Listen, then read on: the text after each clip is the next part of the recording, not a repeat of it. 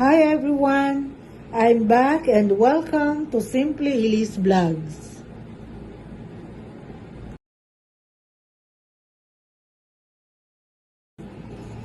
For today's content, let me share with you the highlights of the 2023 Annual Convention for Medical Social Workers, both in government and private health facilities nationwide.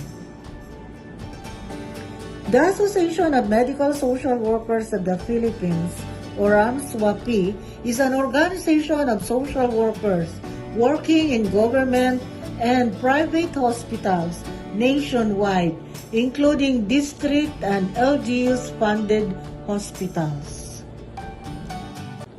The annual event opened with a production number from the Palawans Cultural Dance Group.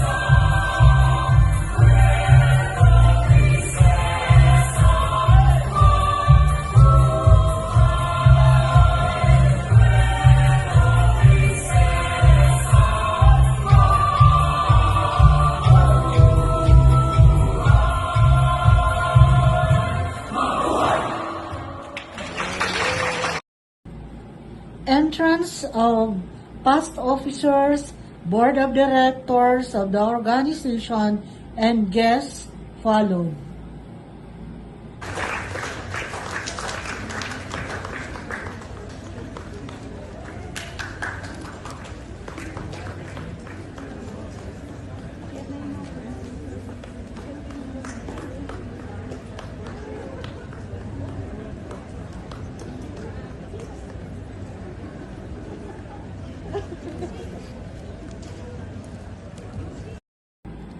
OIC Secretary of Health, Maria Rosario Bergere, was the keynote speaker in this momentous event for medical social workers.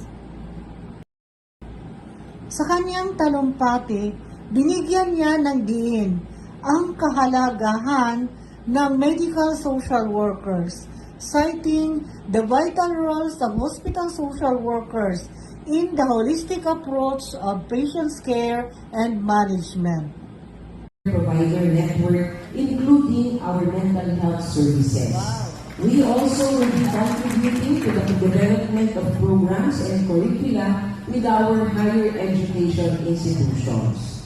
Finally, we will capacitate medical social workers by expanding their career opportunities beyond their current roles, which often revolve around bridging financial needs of our patients. Wow. We would Ayun ang also like retired to na ako nun. establish a ladderized program for social workers to create a clear healthcare professional pathway. We aim to recognize all of you, our medical social workers, as a bona fide healthcare or health cadre, considering that all of you continue to be important instruments in providing our health. Acknowledging that social workers are the heart in public service, she promised that she will put premium on capacity building of medical social workers and expand their career opportunities way ahead of their current roles and functions. To champion salary standardization and increase, as well as the provision of Magna Carta benefits to all of our healthcare workers, including all of you. Hindi po namin kayo makakalimutan, kasama namin kayo as part of our health cadre. As the DOH steers the sector into developing integrated practice units, bridging primary care and hospital care, we recognize the role of our medical social workers. This is similar to the practice done in other countries such as in US, wherein they are investing in the establishment and capacity building of collaborative teams, including medical social workers, to screen, to assess, and treat health problems spanning primary care to hospital care.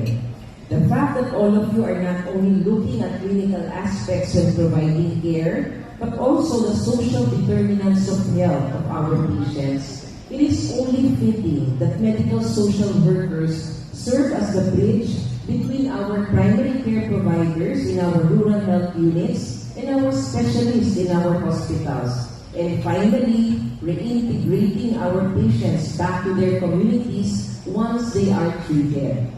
I cannot emphasize more that our success in providing a comprehensive continuum of care is highly dependent on your roles.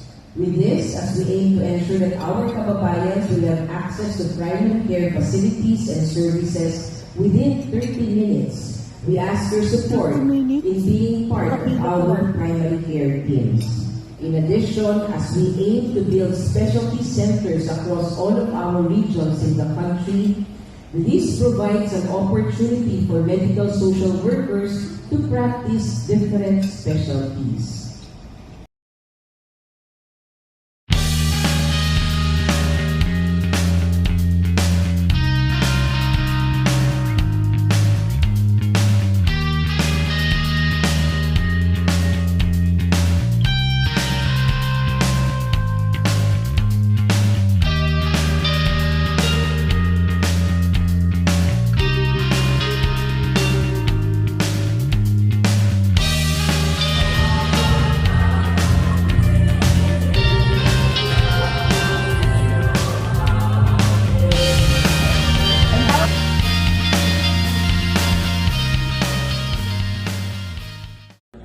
The 3 days convention was well attended by more than 300 medical social workers, with this year's theme, Strengthening Core Competencies and Clinical Social Work Practice.